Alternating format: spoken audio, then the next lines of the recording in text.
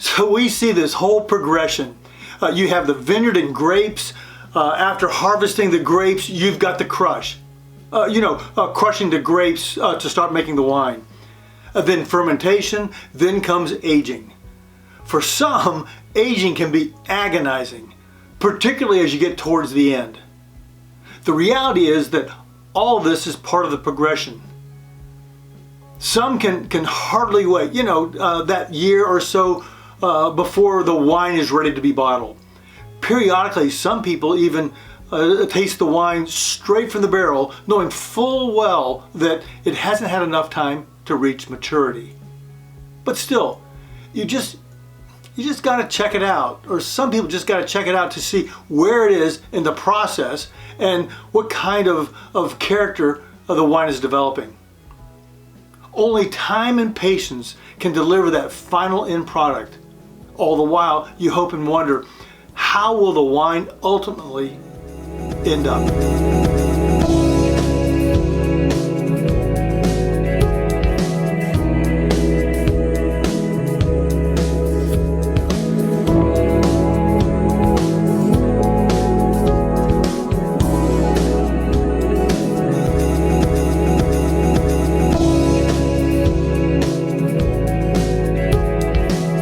Hey Posse, thanks for joining me today for another episode in my life series. In this episode, we're talking about the good and bad of knowing the end before you get there. This is part of my life series where I parallel different aspects of the vineyard, winery, and wine industry with different aspects of life. Knowing the end has an important parallel and some very powerful insights, particularly with what all is happening in our world today. Folks, if what I'm getting ready to talk about somehow resonates with you, let me know in the comments below or subscribe. The subscription's free. Also, ring the little bell, and most importantly, you need to share this with a friend. So, we're going through the process of aging and you're not sure where your wine will end up. The interesting thing about making wine and the end product is you absolutely know you're going to end up with wine. But is it going to be any good with deep, rich character, or will something go wrong along the way and you end up with something bad? It's got to be thrown out. I know this guy, Brian. He's a winemaker for about a dozen and a half small boutique wineries in Oregon and California.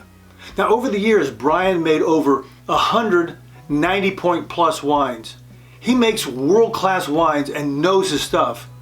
If you wanted to get a better idea of what I mean by 90-point wines and how the industry rate wines, there will be more available at the end of this video. The reality is the enologist, the winemaker, is the key to the whole thing.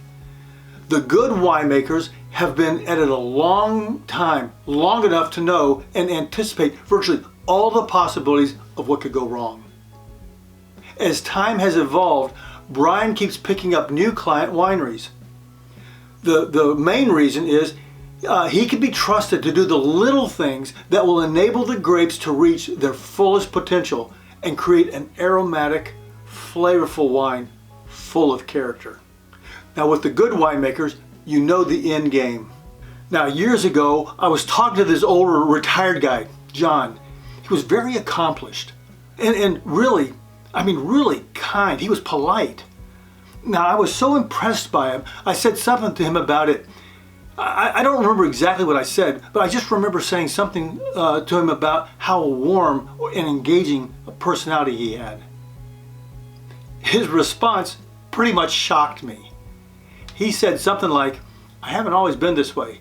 I used to be a son of a bitch to just about everybody.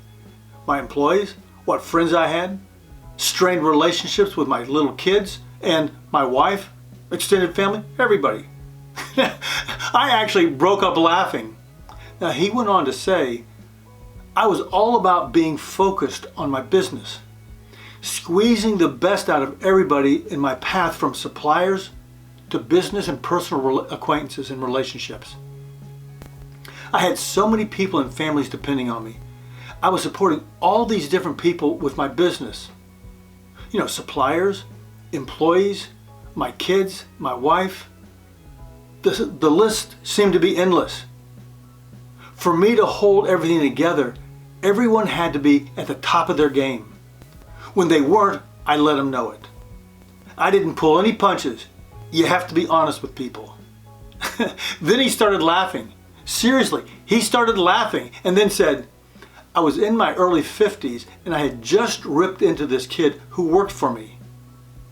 Then the kid looked straight at me, straight in the eyes, and in a very calm voice said, "You're a son of a bitch. I make a lot of money here and make a lot of money for you." I'll never forget the kid. He pointed at my face and said, "You're a sorry boss to work for. You can't be much better as a father, and I can't imagine what it would be like to be your wife. What kind of husband are you? And better yet, what kind of old man are you going to be?" I'm thinking, what? I remember smiling and thinking, this kid wants me to fire him on the spot. He wants to collect unemployment. I'm not going to give him that pleasure. So I turned and walked away.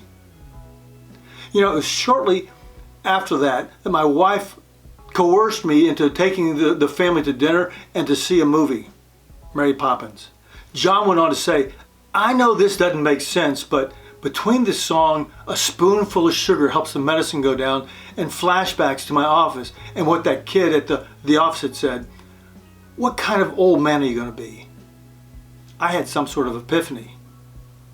I made a decision that evening to change. I had done really well, but I screwed a lot of things up in so many areas of my life. It wasn't easy and took time, but I came to realize there's more to life. Even though I didn't have any grandkids, I decided I wanted to be not just a good, but great papa. That was my end game.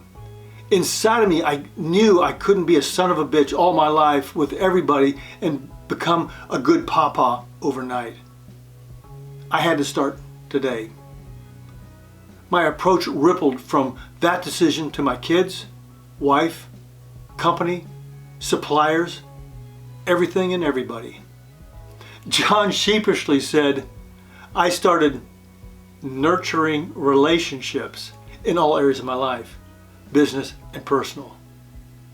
About 10 years later, he was reflecting on and indicated, I am so thankful for that kid at the office, and thought, son of a bitch, life is so full. Relationships are so rich, and business is better than it has ever been. And that son of a bitch kid is now my vice president of human resource. It was quite a story. It really resonated with me. John reminded me of the importance of living with the end in mind. I want to finish well, and I'm sure you do too. As crazy as this sounds, like in the vineyard with the great winemaker, unbeknownst to us, we're in the hands of a world-class winemaker. Sometimes we love to know the end and how the wine is going to turn out. And sometimes we don't want to know the end, like the end of a movie, before we go see it. Interestingly, when it comes to the world scene and beyond, we absolutely know the end. That's exciting and cause for hope. Well, there you have it. A life lesson from the vineyard and its global and eternal parallel. If you have any questions, if this has resonated with you, let me know in the comments below. And most importantly, share this with a friend. Until later, cheers. Hey Posse, thanks so much for investing the time to watch this video. I trust it was helpful to you. If you have any questions, let me know in the comments below. And please consider hitting subscribe. Also, click here to check out our new online shop. We have a great lineup of wine-related items that will help you get the most out of your wine experience. Oh, and be sure to check out these other videos. Until next time, cheers.